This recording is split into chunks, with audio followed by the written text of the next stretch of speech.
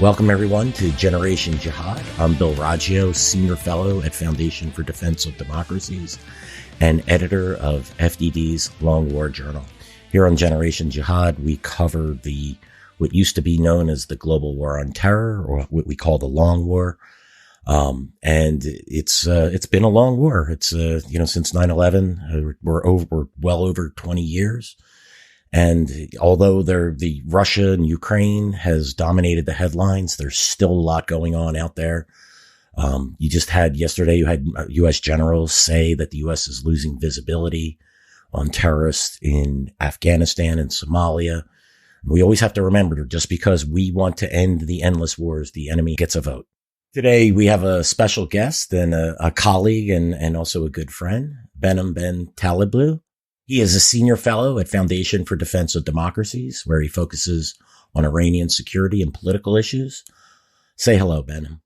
Hey, everyone. Bill, thanks for having me on. Danielle, thanks for helping with this segment today. And it's great to be back on the podcast.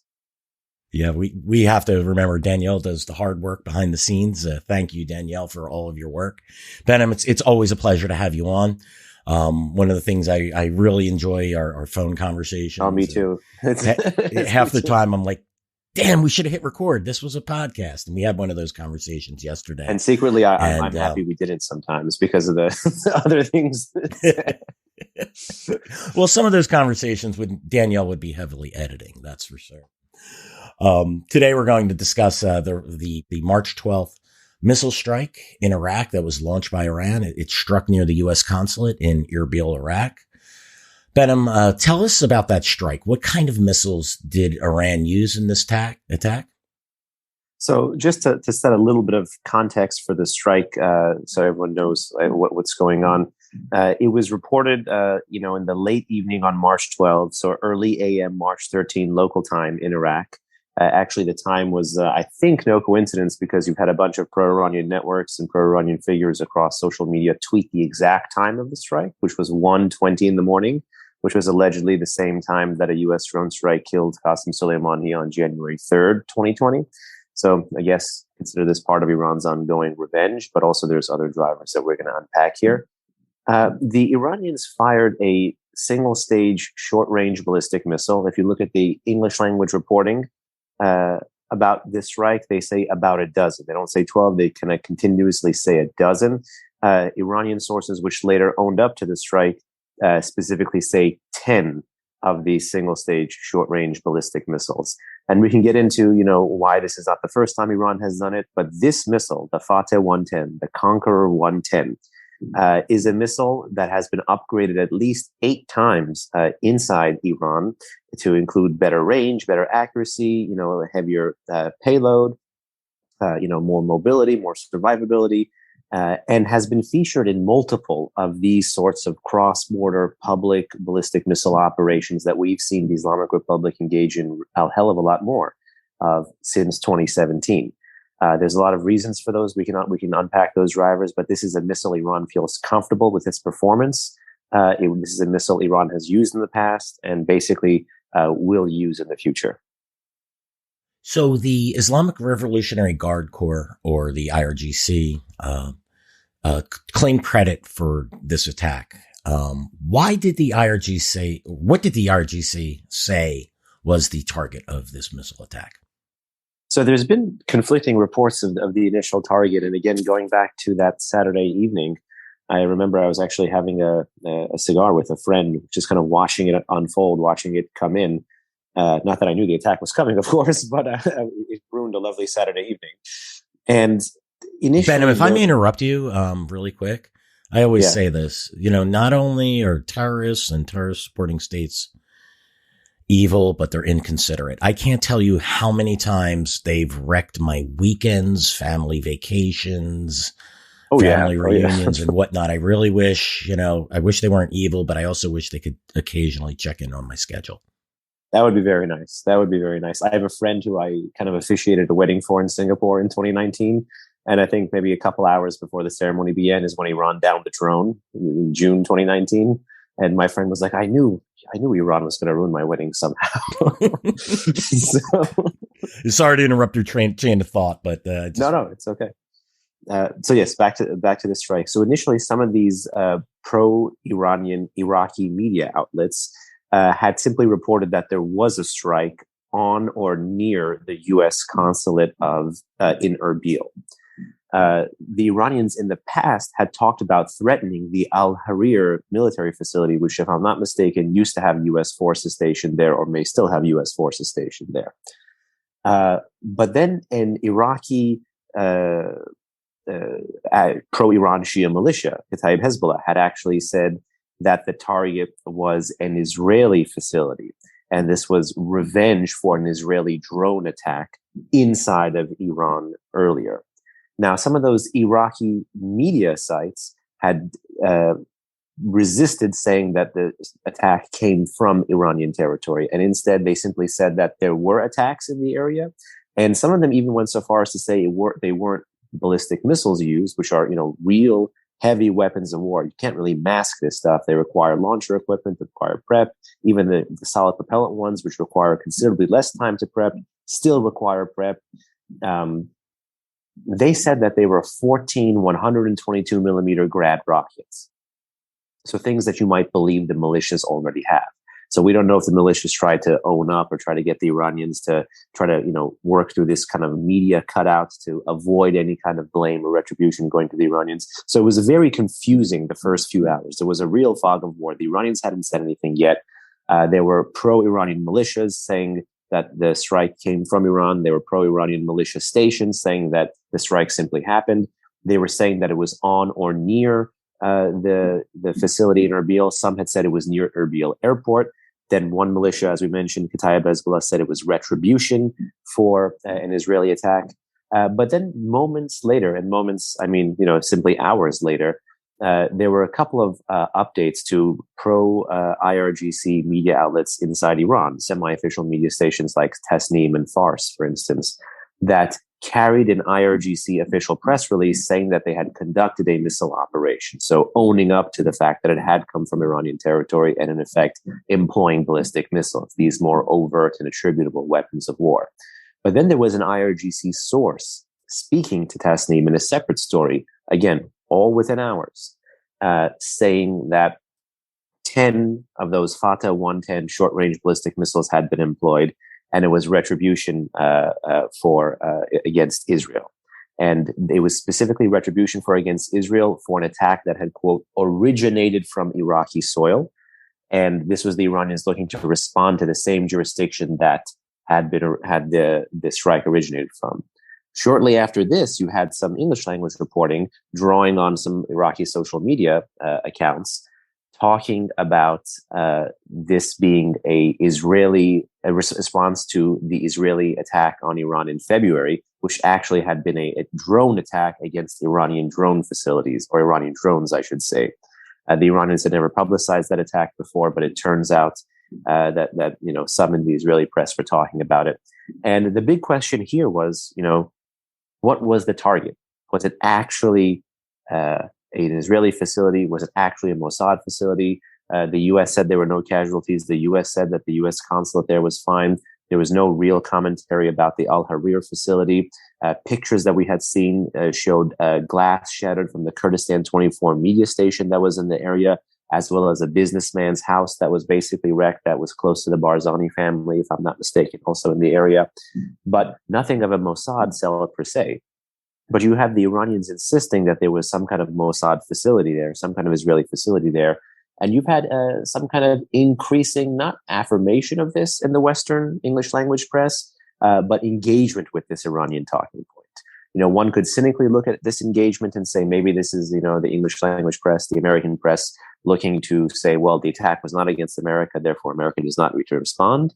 But it could also be that they have sources. There was a New York Times story that was basically saying, hinting that this Iranian allegation of an Israeli facility, or at least an Israeli safe house, or a place in this area where Israelis had operated in the past, they were basically hinting that thesis was correct. And, given how many IRGC assets Iran has in that area, it is totally possible for Iran to have surveilled that area well in advance of the strike. So we know that Iran was looking to basically at least this is my conclusion, Iran was looking to basically employ ballistic missiles in a public military operation, looking to respond against Israel, particularly after the loss of two of its colonels in Syria earlier this March. You've had former IRGC folks, including the Iranian head of parliament, talk about wanting to engage in retribution for those attacks. So when you put the drone attack from February, the loss of the two colonels from March into this wider perspective, now you have a little bit more of a clearer, wider aperture as to how and why the regime may have gone about using these weapons. So, it strikes me as odd that if it's true that there was an Israeli safe house or some type of whatever it was, it clearly isn't a large facility. At least that's what I'm hearing you say. Isn't using ballistic missiles to conduct a strike against a target like this overkill? I mean, the Iranians have an extensive network within Iraq and even have close contacts with all of the Kurdish groups in the north. I recall back when IRGC, the U.S. detained, I want to say 5 or 6 senior IRGC officers in Erbil. I want to say 2007, they tried to get Jafari. Yeah, right. And so the Iranians were able to get them freed. So yeah, it just seems odd to me that using ballistic missiles for a target such as that just seems off. And I mean, they have all kinds of means to conduct a more subtle form of attack. I mean, deploying ballistic missiles is, again, I'll just say overkill here. Bill, as always, you put your finger on the money. This is a revolution in real time. We are watching an Iranian national security strategy. I mentioned that this isn't the first such strike and that really we should have seen this coming, because in 2017, Iran basically broke a 2-decade silence. And it was a silence that governed publicized military operations from their own territory against foreign targets wherein ballistic missiles were employed as the primary weapon. After the Iran-Iraq War, which was the conflict that basically spurred Iran to get these ballistic missiles, they, just very tiny backgrounds, illicitly procured some from Syria, Libya, North Korea, reverse engineered them, began to grow these capabilities in the 90s. But throughout the 90s, they had been firing some of these systems in peacetime against an Iranian opposition group that was housed in Iraq. It was the MEK bases in Iraq. They had fired, Scuds several times in the 90s and as late as 2001, reportedly, at some of these facilities. And then there was this lull. And really, since that time, with the evolution in Iranian national security strategy and the U.S. really coming deeper into the region on both flanks of Iran, 2001 and 2003, on the left and on the right, Afghanistan to the east and Iraq in 2003 to the west, that you saw Iran really double down on its proxy strategy. And Iran has cultivated this proxy strategy for a reason. It's not just cheap and it's not just effective. It actually allows Iran to fight without the costs of fighting, in a sense that it masks Iran's hands. It can control escalation dynamics better. And one of the main lessons of the Iran-Iraq War was never have a conflict come onto your soil and try to punish an aggressor who does bring a conflict onto your soil extensively and in a long, drawn-out fashion so they don't come onto your soil again. So there is this primacy of territory for the Iranians, for the IRGC, for the nascent Islamic Republic. And they'd invested heavily in this proxy strategy. And so publicizing operations kind of runs counter to the proxy strategy. You're trying to mask your hand, but now you're trying to show your hand. This is very different. You've used rockets, mortars, IRAMs, things like that. Even more recently, drones, but ballistic missiles, which can traverse miles in less than minutes, carrying much, much, much heavier payloads, and be systems that can carry conventional and unconventional warheads, by the way. And really, these things are classified as the peak of Iran's weapons of war. And yes, the Islamic Republic has invested in this arc of long-range strike capabilities that on the low tier is RPGs and then mortars and then rockets, and then you grow it up to drones and then more to cruise missiles and then more to ballistic missiles. So this is really the most risky, really the most costly tool to employ.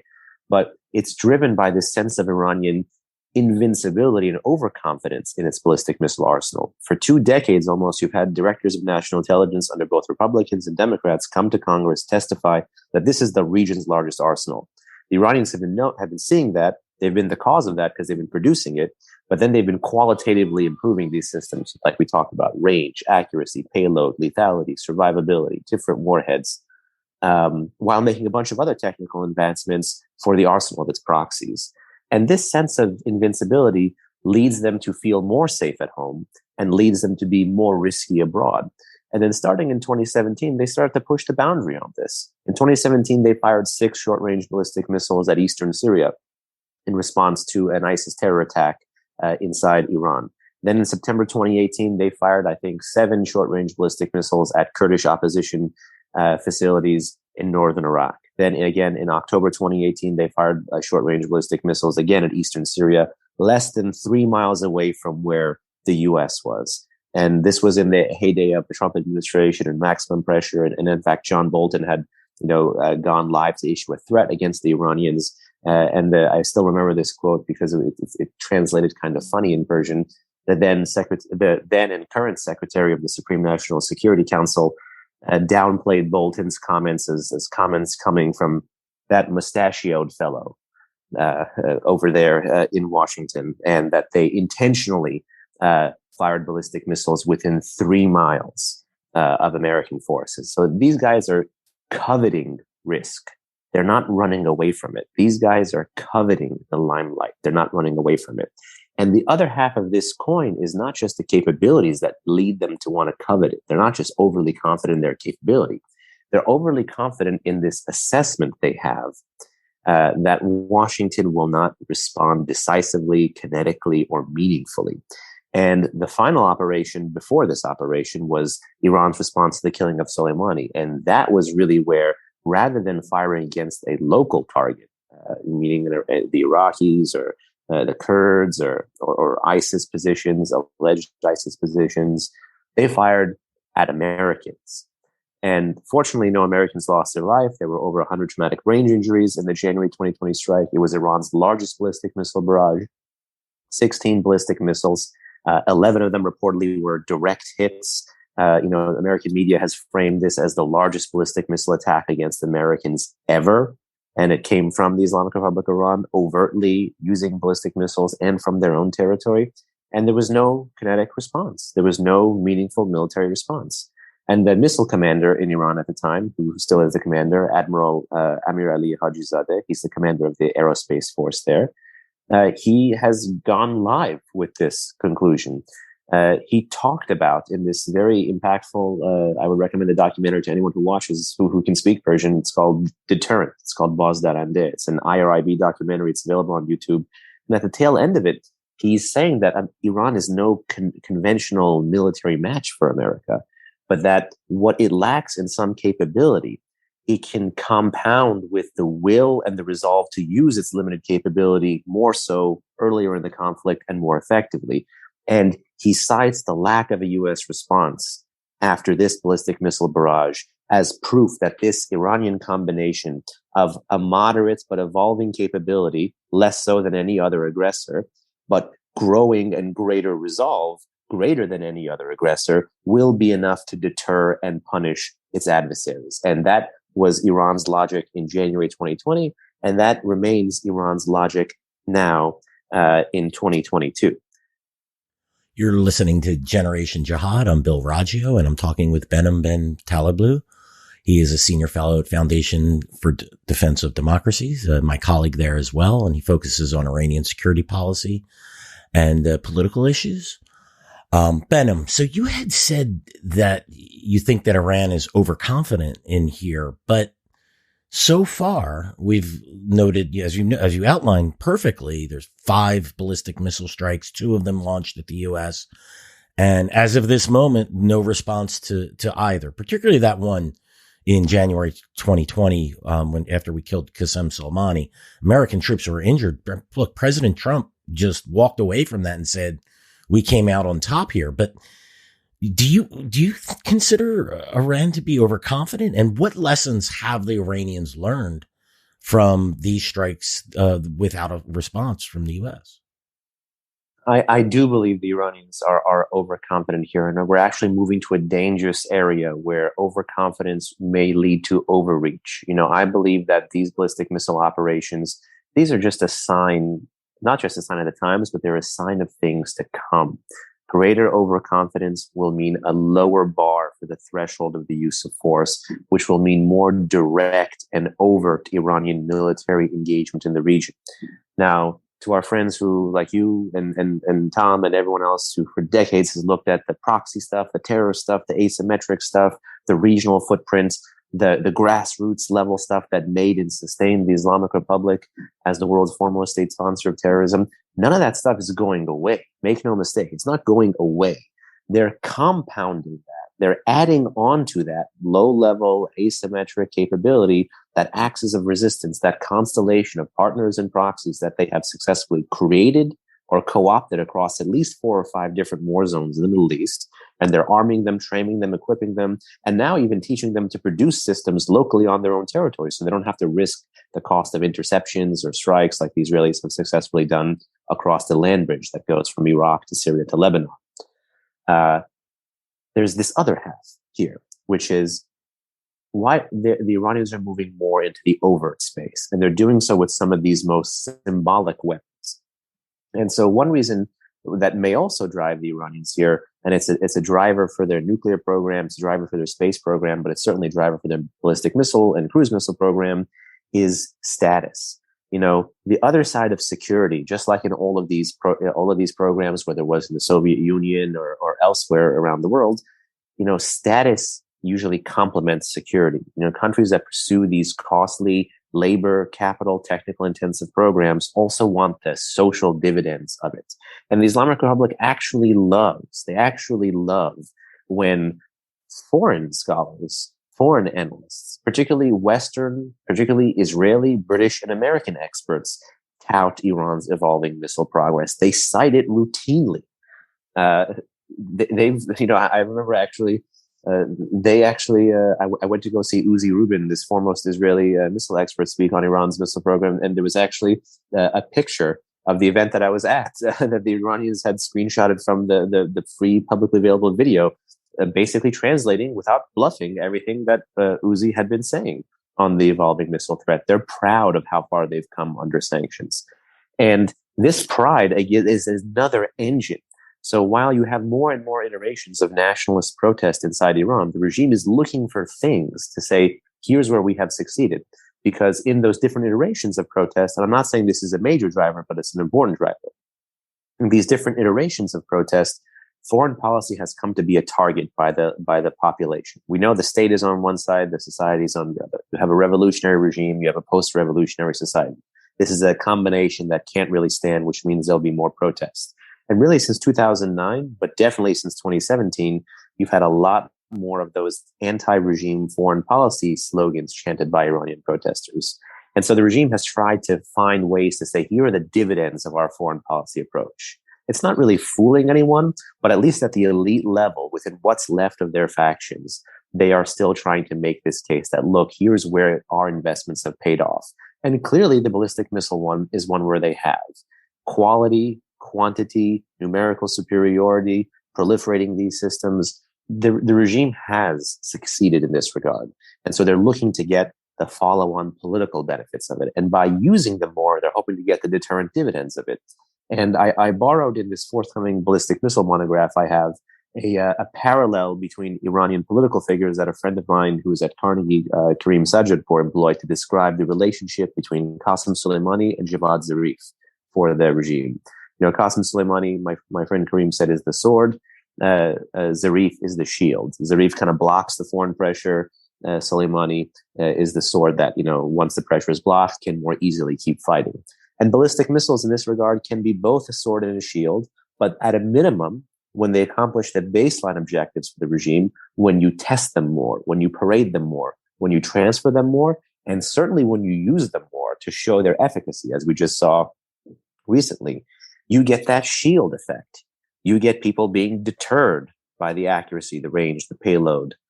And once you have that deterrence in place, that kind of becomes Iran's own Iron Dome, so that everything you have focused on, Bill, those terror networks can go unabated, unpressured, unadulterated, and be forced to have the West or the local partners in the region accommodate those networks. If it's illicit finance in UAE, turn a blind eye. If it's Shia militias in Iraq, turn a blind eye. If it's the genocidal Assad regime in Syria, turn a blind eye. If it's the damage that Lebanese Hezbollah has brought to the Lebanese state and Lebanese society, turn a blind eye. Because ultimately, this is the point. Iran is trying to use these weapons as part of a larger, more coherent foreign and security policy to get America out of the region, to force accommodation by pro-American states in the region, and to increasingly put the knife at U.S. partners in the region, like the Israelis, like the Saudis, like the Emiratis, like the Bahrainis, to say the way through is to accommodating us. And perhaps even then the regime will be overconfident. Some of them may even lead to striking those adversaries because they feel that there is no foreign backer. So we are moving in a very dangerous place, and overconfidence is one of the engines that's getting them there. Sorry, that was a long-winded answer, but I think it deserved the breadth and depth to show how we got here. Benham, no such thing. That's why I have you on, to hear what you have to say. Put the nuclear weapons on top of their ballistic missiles, and then you see what that shield really looks like. Oh, yeah. And, lest we, if you think that that's bluster, look what's happening in Ukraine right now. Look at the hesitation of U.S. and NATO just to provide a higher level of weaponry other than anti-tank and anti-aircraft missiles. A lot of discussion, should we allow European countries to send MiGs and surface-to-air missiles, is afraid of escalation, and as well we should be, right? I mean, we don't want to create a situation where for the potential of nuclear war. And that's the type of shield I think that Iran is ultimately working towards. So actually, before we get to that, it's very interesting to note when you look at the Washington foreign policy community, and this is occasionally a conversation, those lengthy phone calls that we get to have together, Bill. There are some folks who will be for entertaining greater risk and greater escalation dynamics in places where there is real nuclear doctrine, real nuclear weapons at play, like Russia and Ukraine, for instance. But when you look at those same sets of analysts, and I'm not trying to name names, I'm not trying to shame anyone here, but it's very interesting to note the risk tolerance in Ukraine by some folks and the risk aversion over countering Iran by other folks. The whole point of coveting risk in a country like Iran is that so you don't let it get to the position that Bill just said, which is you should sink the costs of a somewhat riskier policy, of a somewhat more confrontational, aggressive repositioning like policy vis-a-vis the Islamic Republic to prevent them from getting that eventuality of not just these increasingly capable missiles, but these increasingly capable missiles that could be potentially tipped with nuclear weapons. And here I want to do a footnote to my footnote and talk about the Iran-Iraq war again, because Iran did suffer major chemical weapon attacks by Saddam during the Iran-Iraq war. But there is also documentary evidence put out by the DIA, and there's also documentary evidence put out by the CIA, and there's also documentary evidence more recently by state that together show that at this same time, despite Iran always talking about not having used WMD and having a fatwa against the use of nuclear weapons, the production or use of nuclear weapons, in the Iran-Iraq war, Saddam's use of chemical weapons had spurred Iran to experiment with chemical agents. It did not at all experiment at the scale and scope that Saddam did, but still there was proof by the CIA that Iran was developing chemical agents. Then there is a post-war assessment by the DIA that shows starting in April 1987, Iran began to selectively employ these chemical agents. Then a much more recent State Department report has showed that Iran actually transferred these agents to Libya for its war against Chad at the tail end of the Iran-Iraq war. I think that was a decade-long war, the war against Chad. The Iran-Iraq war was only 8 years, but so it was near the end of that war, so the timelines overlapped. And we talked already about Libya, the Iran-Libya missile connection. So just as Saddam's mortar strikes drove Iran to respond, as they say, in kind, مقابله بمثل, responding in kind, Saddam's Scud strikes drove Iran to respond in kind. Saddam's chemical weapons drove Iran to respond in kind. And ultimately here, this experimentation with long-range strike capabilities, with WMD, and with the deterrent dividends of both WMD and long-range strike capabilities was not lost on Iran after it fought the Iran-Iraq war. That was ingrained deeper and harder because, as you know, there's a book here by the scholar Ken Pollack I have on my bookshelf. The epilogue of one of his earlier books on Iran is a really fascinating epilogue to read because it talks about his time in the agency and how after the Iran-Iraq War, he was just this lowly military analyst in the agency, and he was watching Iran rebuild its arsenal after the war. And the curious thing was that he was wondering why, and I'm just paraphrasing the end of his book here, he was wondering why Iran wasn't arming itself to fight Iraq again. Based on what it was doing, it looked like Iran was arming itself to deter an attack by a much larger outsized power. He was basically watching Iran prepare itself to build exactly that shield that you had talked about, Bill. Anti-ship ballistic missiles, longer range strike capabilities, keep America and these other forces operating from a distance, meanwhile cultivating those other tools to continue its revolutionary foreign and security policy. So you're totally right to bring up the Russia-Ukraine nexus. You're totally right to talk about the fear that these conventional capabilities can move very quickly into the unconventional realm. And given Iran's chemical weapons experience and the deterrent lessons learned the hard way in the Iran-Iraq War, this is why they're not going to be giving this up anytime soon. Yeah, I think that's really what is misunderstood about all this. You know, the Joint Comprehensive Plan of Action Iran didn't forsake developing nuclear weapons. It merely the can was kicked down the road. It didn't forsake the development of ballistic missiles. It just put some limitations on it over time. I don't profess to be an expert on this, Benham. I certainly defer to you on all that. But, we're currently, the Biden administration is currently trying to revive this nuclear deal with Iran. And yet we get a ballistic missile strike that ostensibly is against the U.S. consulate. Again, we can argue about what that target is, but it sure as hell was close enough. You know, why would Iran do this? What's the motivation for doing this? I'll tell you this, it doesn't appear the U.S. is fazed by this in any way, shape, or form. It doesn't seem to be a concern. Is this part of their calculation? I mean, I think you're right. And in this sense, it leads to that, unfortunately, negative second force, which will drive more missile use, which is their impression of American resolve as being on the decline, their impression of American staying power as being on the decline, and their impression, tied to that, JCPOA debate, which is needlessly very politically toxic here in Washington. Their impression of that is that the Biden administration kind of wants this agreement at all costs. So they can afford to fire at whomever. Literally right now, the U.S. government is having to take money it appropriated to the State Department and cut out some of those appropriated monies and make sure it's paying for the safety and security of past administration officials, because Iran continues to harbor the capability and intent to harm them and perhaps do unforeseen things like kidnap or kill them. We all know about the threats against FDD that Iran has made starting in 2019. There's lots of other threats that Iran has made against Iranian Americans, dual nationals. There's still hostages in Iran today. This is par for the course with this regime. So when you layer on something like the JCPOA that doesn't actually have much in the way of physical prohibitions, it has a lot in the way of political prohibitions, promissory notes as to what Iran can or can't do. When you talk about, one of the big things, the deal proponents will say, which is that the agreement in the preamble and kind of affirmed through Iranian compliance with the deal, quote unquote, is that Iran will not develop nuclear weapons, or Iran promises not to develop nuclear weapons. I don't need the deal for that. I actually have a much more important, much larger non-proliferation agreement called the NPT that Iran is a signatory of.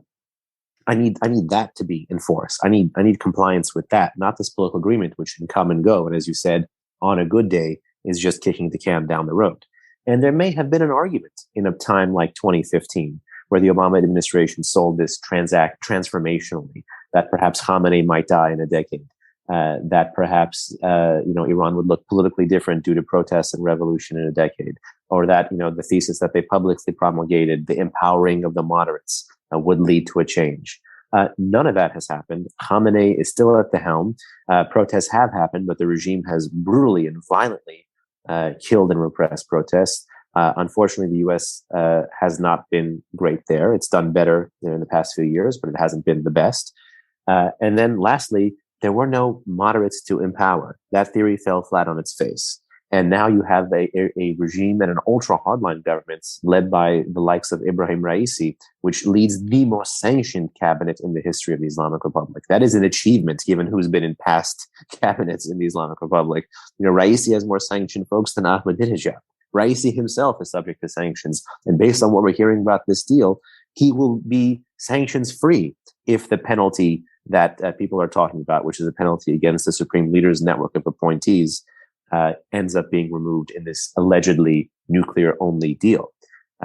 So while there may have been some kind of selling point for the deal then, I think now you have to ask yourself, if it was bad by the known nuclear program of a decade ago and the known missile program of a decade ago, and we paid for that decade, well, now we have less time on the clock, and we're allegedly paying more, and the programs have grown considerably. Why are we doing this again? We just went through the world's biggest and perhaps most dangerous social science experiment. To me, it's exactly what former CIA Director Brenner said about the U.S. leaving the deal. And he called it the height of folly. I think going back into this for purely political reasons is the height of folly, particularly when we know exactly why Iran wants the deal.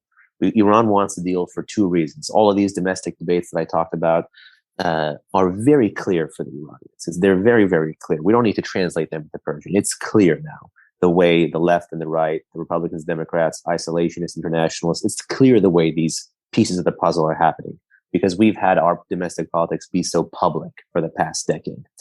And Iran wants the deal for economic reasons. That's why it's stressing to front load it, to get the cash up front, to get the economic benefits up front, to be reconnected to the international marketplace. It doesn't need European investment, but it does want risk-tolerant Asian investment, particularly Chinese investment. China has been the largest licit and illicit supporter of Iran through oil sales, through oil imports, exports by Iran, imports by China.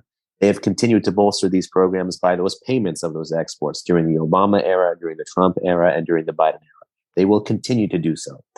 And on the second side, the deal, as we mentioned, doesn't actually close down these facilities. It tries to reconfigure them. It doesn't destroy centrifuges. It tries to put them in storage, and it comes up with a schedule to bring them back online.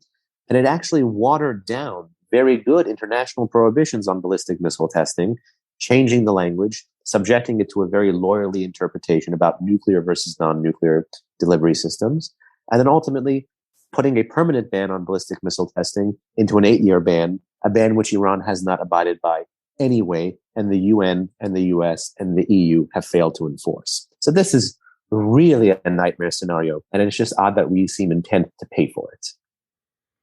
Yeah, I can't understand. Look, I'm the last person that wants war with Iran, particularly given our experiences in Iraq and Afghanistan, our inability, our lack. Look, you had said it early on, Benham. It's all about will, and Iran has shown it has the will to see its nuclear program through, its ballistic program through, its support of proxies, its interference within the region, even in South America.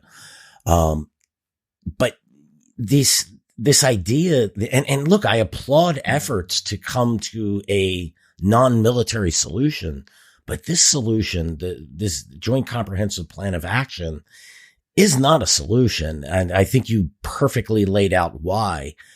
It just seems to me that we haven't learned any lessons of the last several decades. We're negotiating with terrorist regimes, with terrorist groups. We did this in Afghanistan. With the Taliban, show me a moderate Taliban. You want to show me show me the moderates in Iran, like name them. I mean, people come up with names and they're often just as bad as the alternative, the so-called radicals. So I don't really understand this. The Iranians really have shown a will, in my estimation, to operate under strict sanction regime. We have to start questioning, is sanctions enough? I mean, we're doing this to the Russians. Maybe the Russians have witnessed how the Iranians have bypassed sanctions and continued to develop their programs. They no doubt hurt, but is this enough? Sometimes, the diplomacy, the sanctions regimes and economic warfare, things of that nature, is it really enough when you're dealing with a regime that has the will to deal with these types. I realize I'm not asking you a question here, but I guess my ultimate question here. No, that's a good question. That is a good question. I mean, but so it seems to me that everyone seems to be banking on, well, the radicals won't be there. It's moderates or the Iranian people will take over. But we haven't seen this, and I think history shows that people who don't want to live under oppressive regimes often do. We go to Cuba, North Korea, Soviet Union for 60 years. We can go on, and Iran since 1979. There's no shortage of oppressive regimes that hold on to power. What do you think the odds are of an uprising in Iran, a revolution that ousts the Iranian radicals and their moderates? Well, it's a mouthful of a question, because I also want to tack on the sanctions success, sanctions failure, do sanctions also work question. But first things first, this is the Middle East. And also in general, this is foreign policy in the 21st century. So both those things lead me to conclude, if X, then Y. If X and Y, if change, then let's be honest, it can always get worse. This is the Middle East. This is the 21st century. This is the beginning of a potentially multipolar era. It can always get worse. Things can always get worse. That should be a humbling lesson of the past few decades of the U.S. experience in the region and of the way the world is being run in the past few decades. So always note, things can always get worse. Now, I'm a proud Iranian American. I'll say this both from a personal and professional standpoint. I do hope that there is a change, like a domestic evolution, where you can have a peaceful uprising. But we've seen multiple iterations of nationalist protest. And protesters who maybe a decade and a half ago, little under a decade and a half ago, were on the reform side in 2009 with the Green movements, now decidedly on the regime change side. I don't think Washington has really grasped with this transformation that there is a greater critical mass of folks inside Iran actively seeking regime change. And, they are they have bravely come out and protested. I remember in November 2019, I paraphrased the statement of the Washington Post, the advertisement for the Washington Post, which was "Democracy dies in the darkness." I said, well, the Iranian people are dying in the darkness, because I think for about 6 to 7 days, the regime had cut off the internet. It was hard to send and receive videos and messages.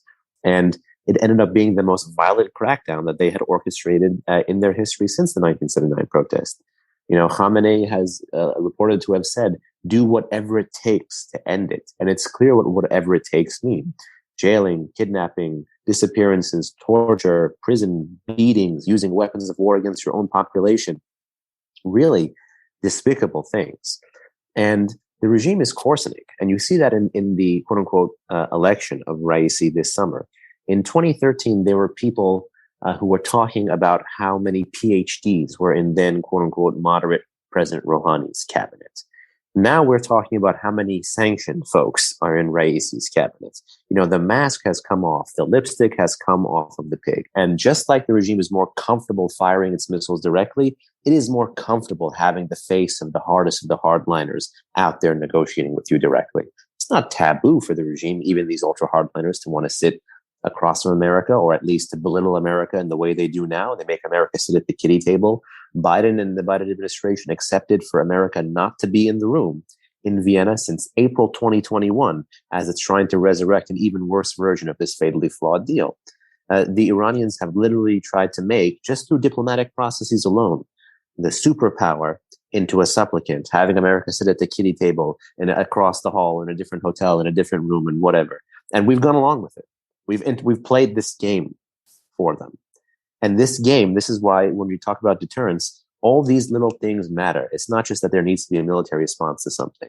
It's that the impression we send through our rhetoric, through our behavior, through our military posture in the region, through the support that we have for our allies, through what we need to do kinetically sometimes, all of that matters. It's like a mosaic that feeds into the regime's impression of to how resolute are you and how willing are you to counter them. Because they will always press their advantage. That's in the nature of not just this regime, but in the nature of adversaries. You're always testing to find the limits. What is enforceable? What can you get away with? What can you make the other side settle for less for? This is foreign policy. This is Machtpolitik. This is the really hard stuff. And we've had successes against the regime before. Even when you look at little isolated instances, the regime has backed down. I've talked about the Iran-Iraq war a lot. I'll mention it again briefly. This is a war that the regime fought as a total war. And, for about 7 of the 8 years, the founding father of the Islamic Republic, Ayatollah Khomeini, kept saying war until victory. His goal was trying to create an Islamic Republic in Baghdad. Ultimately, he failed.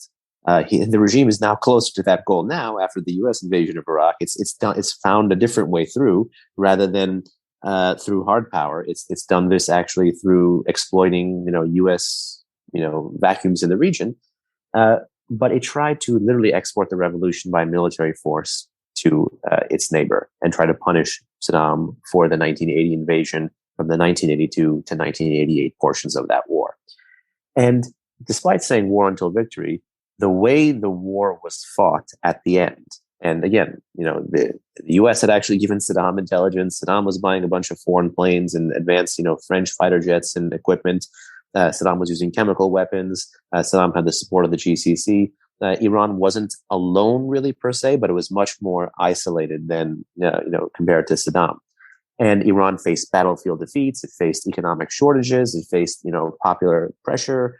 And it realized it couldn't win. So logistically, when all the balance was arrayed against the regime was forced to settle for less. And the regime ended up accepting a UN ceasefire resolution that it thumbed its nose at, or thumbed its, whatever they're saying, is thumbed its teeth at, bit its teeth at, thumbed its nose at, whatever the Shakespearean analogy is. A year before, thumbed its nose, okay. A year before, and Khomeini likened accepting that resolution to drinking from a poisoned chalice. So for lack of a better word here, the real art of the deal with the Iranians is not just about military force. It's about showing that you have enough skin in the game and will to stay in the game to force them to settle for less.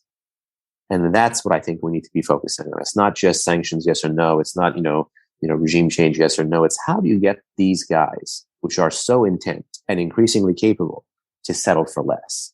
That's the real art of our foreign policy. That's what I think should be the main orienting thing of the U.S. in the region in 2022 and beyond.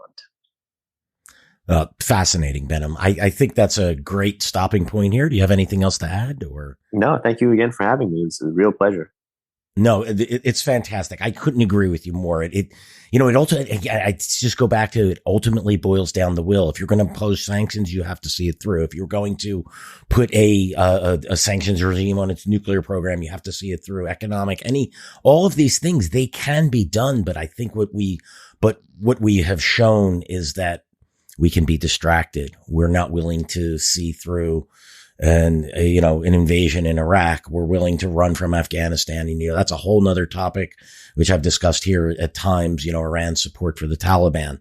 When we start losing on that front, Iran is emboldened and they believe that they have the upper hand. And I think one of the key things they did learn from the war with Iraq is that, we need to be really careful about confronting militarily.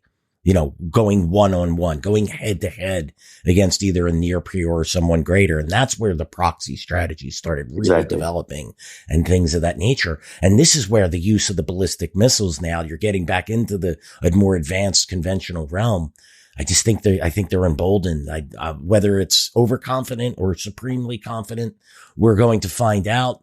I think given our showing in the Middle East, it's, I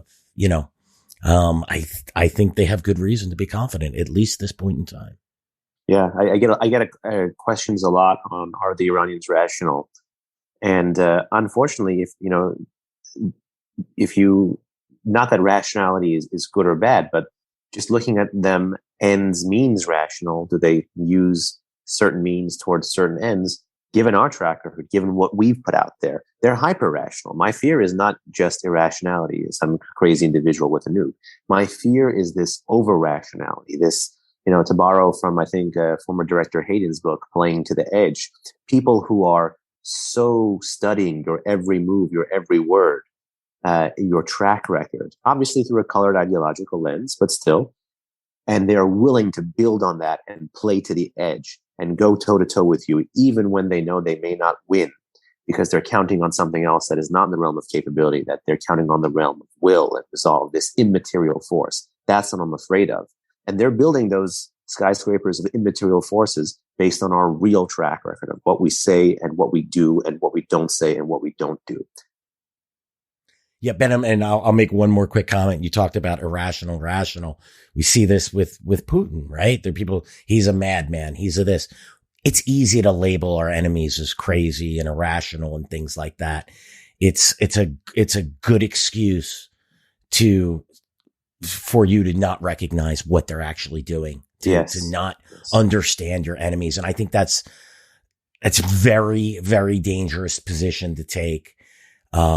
Iran is very, as you noted, very calculated in what it does, in the region when it confronts the United States. Does that mean it always makes the right decision? It doesn't. Same thing with Putin, right? Did he make the right decision to invade Ukraine? We're going to find out, but I don't think he did it from an irrational basis. And that's what we need to understand. That's why, really, really dislike that type of analysis, because it's simplistic and it makes us feel good. Exactly. It's not, are they irrational? Yes or no. It's, how risk tolerant are they? That's the better question. It's about risk, not rationality.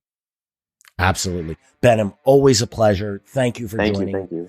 Yeah, it's just, I tried to end this, tried to wrap up about 7 minutes ago, but you keep planting ideas in my head. No, it's great. This is why we do it, Benham. Thanks again. And thanks everyone for joining us for today's episode of Generation Jihad. Just a reminder, you can find us on Apple, YouTube, Spotify, and anywhere else you listen to podcasts. Make sure you subscribe and leave us a review, preferably a positive review. If you're on YouTube, smash that like button, as the kids say. Thanks again, and we'll see you again soon.